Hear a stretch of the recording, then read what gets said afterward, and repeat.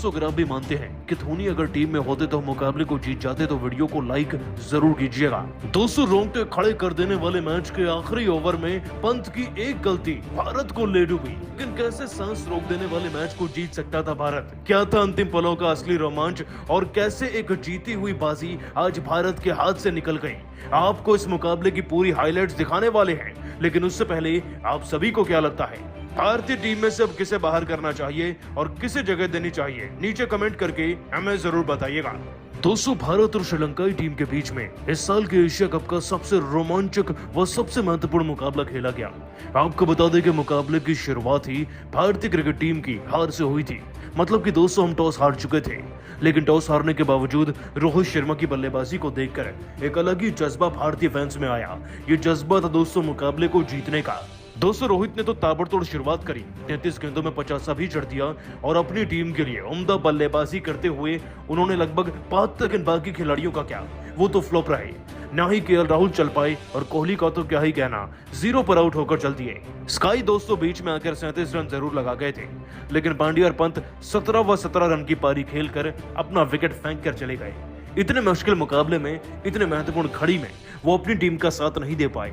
इसका इम्पैक्ट 200 भारत के स्कोर पर तो पड़ना ही था। आलम यह रहा कि जो स्कोर 200 तक जाना चाहिए था वो भारतीय क्रिकेट टीम की खराब बल्लेबाजी के चलते अब 170 ही रहने वाला था।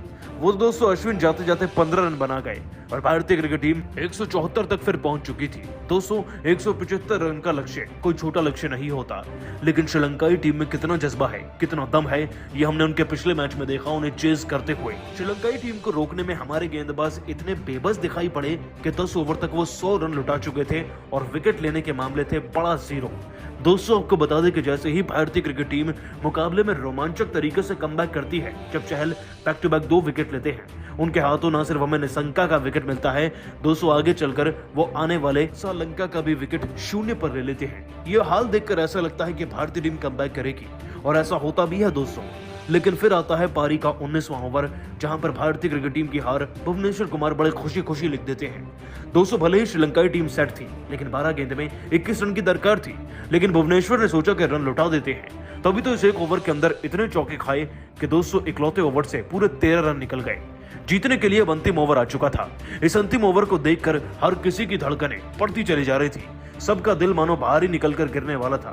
सीट पर लोग खड़े हो चुके थे क्योंकि अंतिम ओवर की 6 गेंदें थमाई गई थी फिर से अर्शदीप सिंह के हाथों में। Death over specialist Arshdeep Singh IPL में काफी इंप्रेस कर चुके हैं। उनकी उम्दा गेंदबाजी के खूब चर्चे थे। कप्तान साहब ने भी ट्रस्ट कर लिया और उनको गेंदबाजी थमा दी।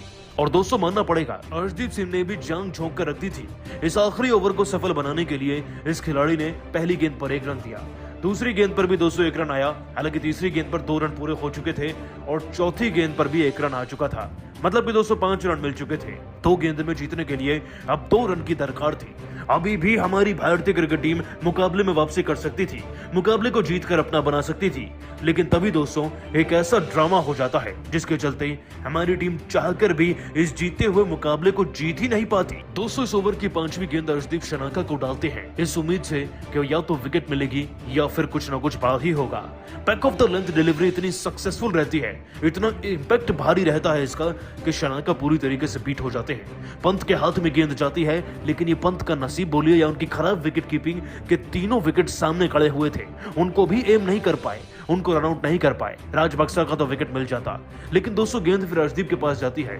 अर्शदीप के पास भी मौका होता है, लेकिन वो भी विकेट में टारगेट नहीं कर पाते। दोस्तों मंजर तो देखिए कि विकेट पर टारगेट हुआ नहीं, ओवर थ्रो हो गया और श्रीलंका भला ऐसा मौका कैसे छोड़ती। उन्होंने 2 रन पूरे किए और इस मुकाबले में जीत की दास्तान अपने बल्ले से लिख डाली।